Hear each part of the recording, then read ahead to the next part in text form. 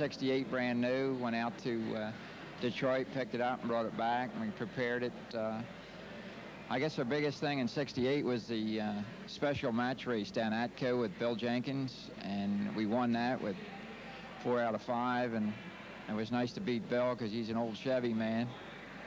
And then went on from there, had a good success with the car. It really ran well through the years, and we raced it from '68 to '75, raced it in Pro Stock. Very successful in Pro Stock in the very beginning. We won 2 WCS meets in '70, York and Maple Grove. We ran it in NASCAR in '69 with the Ultra Stocks, and that was real good. Then when the Pro Stock started getting the Lencos and everything, we changed over to A-modified production, and it was real good. We run Bowling Green that first year. We got runner-up down there. We ran the Grand National, we got runner-up there. York, both years we won the Super Stock modified event. Won Maple Grove's Money Trail and modified. So it's really been a fun car to drive. It's a 4-speed, and I guess that pretty much tells much what we've been doing. My name's Grant Benham. I'm from Bolivar, New York. I purchased the car in 1986, indirectly from Bob George, which owned and campaigned the car during the late 70s and early 80s. It's pretty well a second coat of paint on the car. I'd say it's probably as close to an unrestored Hemi Dart that there is in the area and probably in the country. It's got the original block in the car, which was put back in after the racing career ended in '86. I guess I can't say much more than that about it. It's just a nice car, and it's a pleasure to own a vehicle like this. My name is Don Fezell. I'm from DuBois, Pennsylvania. I've owned this Hemi Dart since 1988. It had 4 previous owners, all in North and South Carolina. James Morris was the original owner, who lived in Cherokee, North Carolina. I bought the car in '88 and have since restored it. It was a super stock car up until then. But we went to a lot of detail. The car is supposedly probably the best restored car in the country. And all the details are there, the right plug wires, the right fan, the body's straight. It's just a super nice car. So the car still runs in the 10s.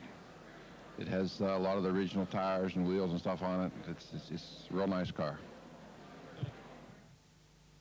My name is John Friel. I'm from Cedar Grove. This is a '68 Hemi Dart. We've had it since about '86 now. It's the current national record holder, and it's been since 1989.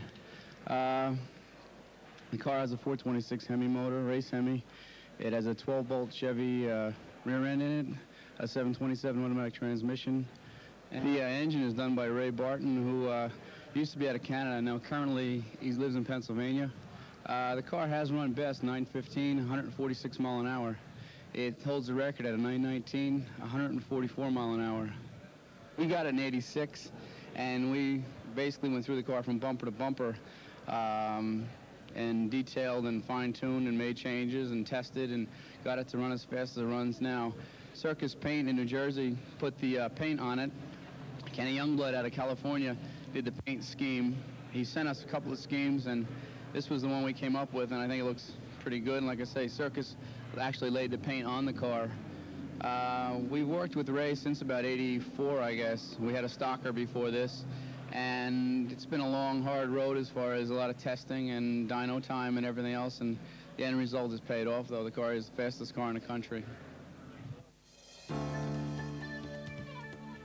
Talk about your fast Hemis. Let's visit Hemi Heaven, which is also known as Ray Barton Racing Engines.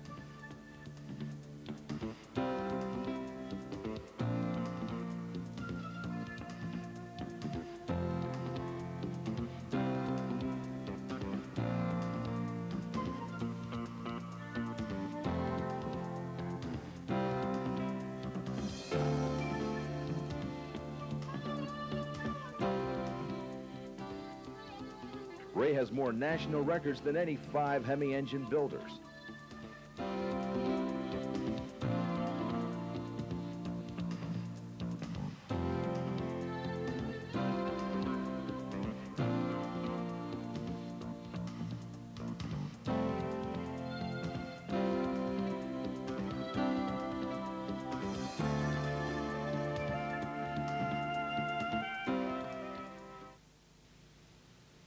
Ray, Tom Hoover told us earlier that the power level you were at now in 1993 would have made him happy in pro stock back in 1970. I think we're making really more power because in 73, from what I can remember, the pro stock cars ran 9.0s, 9.10 at 2,800 pounds, and we're going that fast now at 3,200 pounds. Still with the original valves, we don't have dominators, we don't have a tunnel ram, we don't have a Lenko. The car is still pretty well the way it was in 68, except for the 4-link in the tires. That's the latest Superflow 600 flow bench with a quadrant scientific swirl meter for measuring swirl on the cylinder, which is part of the reason the cars are running faster now. That's a Storm Vulcan 85B. That's what we use to square deck the cylinder blocks and for surfacing cylinder heads. This is a Sun & CK10. It's the machine we use for honing the cylinder bores. And we also have the line hone and line bore attachment. Here we're installing steel main caps on a Chrysler 400 block. This is the newest state-of-the-art Sun & Guide and seat machine. You could do full radius seat with just a one-angle blade instead of using stones. It seems to be a much better approach to doing things. We're undercutting the, actually we're opening up the bowl, blending it into the radius seat, and then after that we'll start to port the cylinder head. This gets the bowl perfectly round. To do that by hand with the old way would take you just days and days to do 8 bowls, and now you can do it in an hour. This is the newest Heinz engine balancer. It seems to be the only one that people use nowadays. It's very, very accurate, and we just haven't had a balance problem since we bought this machine. We've had it about 6 months. Got some 10 of these on cars right now. This is a fully modified A990 original mag manifold. Approximately 5 weeks from now, we have a new casting that you'll be able to buy from us with everything done to it. It won't be a modified manifold. It'll be a brand new manifold with a Chrysler part number on it. It should save a lot of work, and it'll probably be $1,000 cheaper than one of these. To do a manifold complete, when the guy brings you a manifold, turnaround is about 80 hours.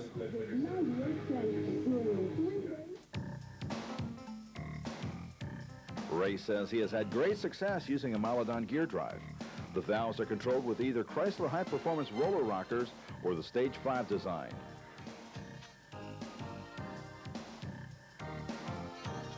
Ray prefers a Steph oil pan and says the Aries pistons fit his special needs.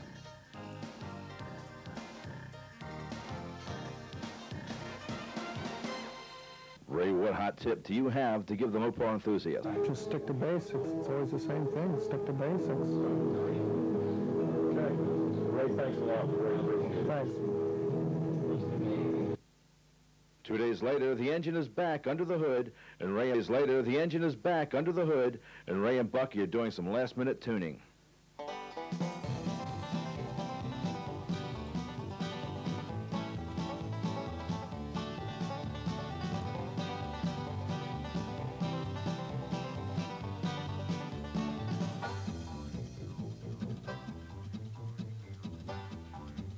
A few valve adjustments are necessary before making a full throttle pass here at beautiful Cecil County Dragway.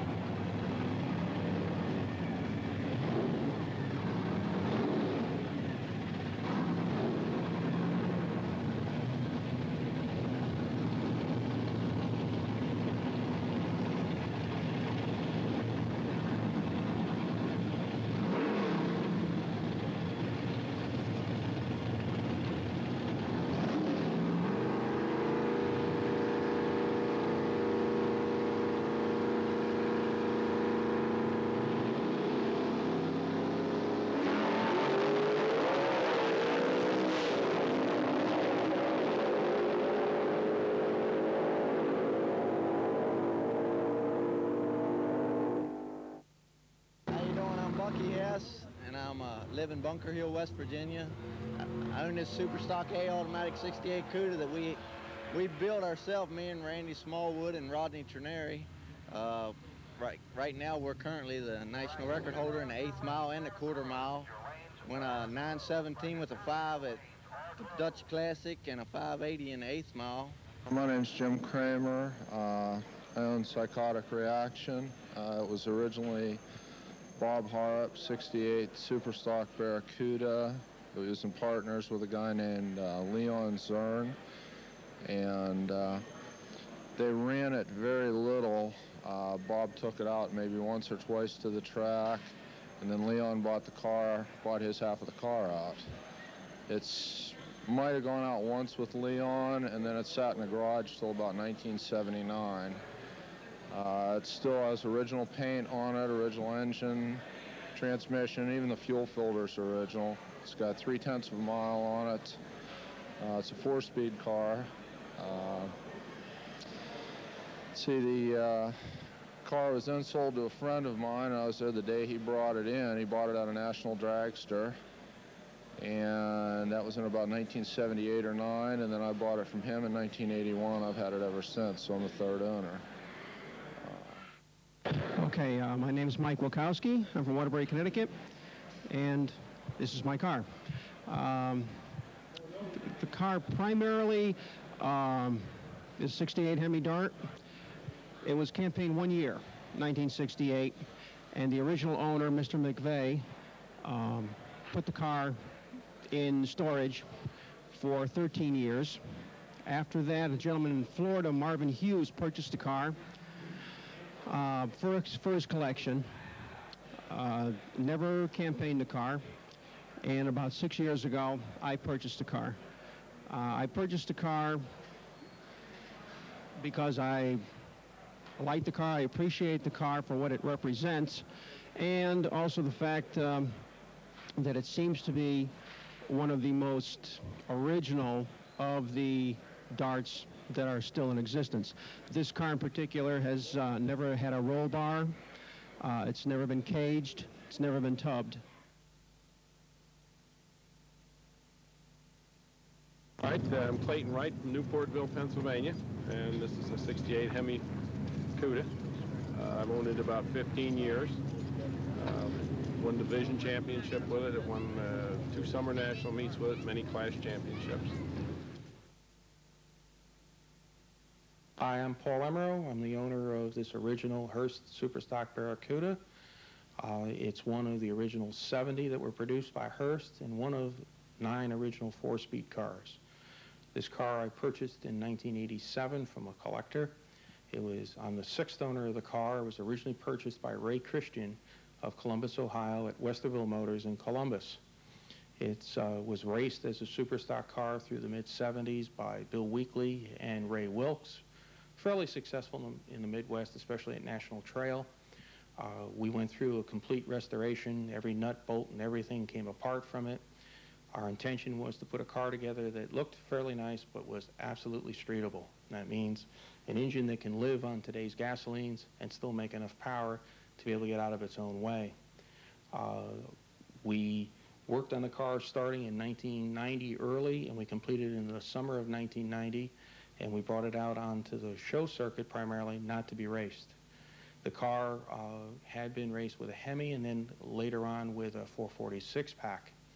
Today it has a 1968 block in it with a lot of little goodies from a lot of help from a lot of people, especially Mike Landy of Dick Landy Enterprises Industries. That's Mike, is Dick Landy's brother. Mike helped me with the pistons and the piston top and the cam selection. It's made the car to idle at 1,000, 1,100 RPM, and still has allowed the car to run 1070s in the quarter. The engine uses stock heads with very, very high rate springs, a lot of seat pressure. It's a roller cam car, runs about a 10.3 or so mechanical compression ratio. Outside of that, it's a box stock.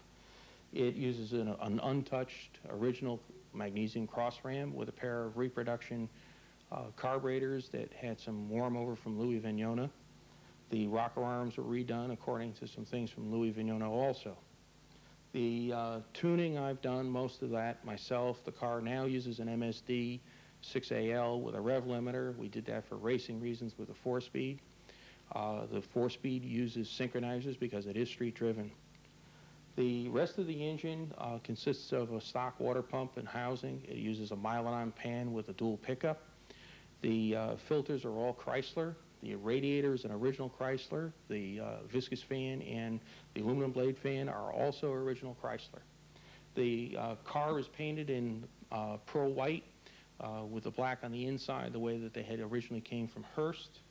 I run the aluminum valve covers because of the spring heights that we have on this car.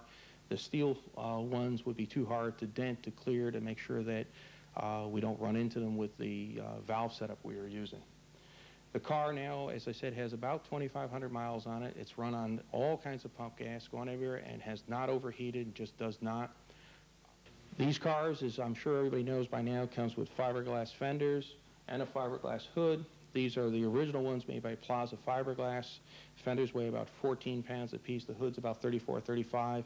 Original steel fenders are approximately 20 pounds, and the hoods are about 65 pounds. The bumper is an acid dip version. It weighs about 8 pounds versus the original 17 pounds or so for an original one. The cars also came with pull-up glass and straps. We don't run the thin glass because of the bumps and things, but we run the original Barracuda glass in it, but we still use the straps. As you can see, the car still has windshield wipers, which were required in 1968 per Superstock rules. We've driven it anywhere a tank of gas will get us, and depending on how you drive the car, that tank of gas can get you somewhere between 150 and 200 miles, or somewhere around 25. Well, you've heard about the Hemi, you've seen the Hemi. Put your seatbelts on. It's time to take a ride in one.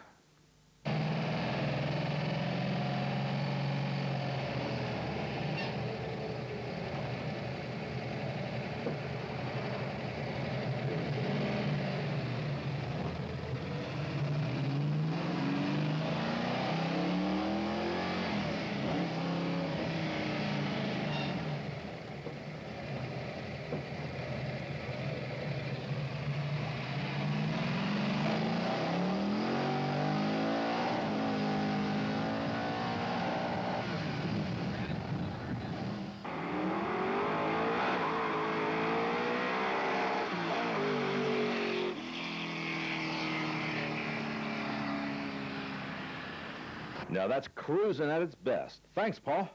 Before we go, let's take one more look at John Friel's Hemi Dart in action at the Dutch Classic.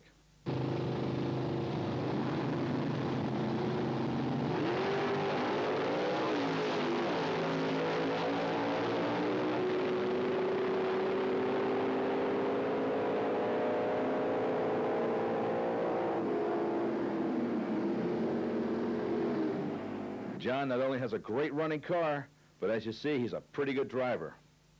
This old girl's got a few more ponies left in her, baby, and I think it's going to be exciting still to watch the fastest production American car evolve still further. Guys are in the 8s now. You know, I don't know whether they've gone 150 yet, but they will, and there's more power coming.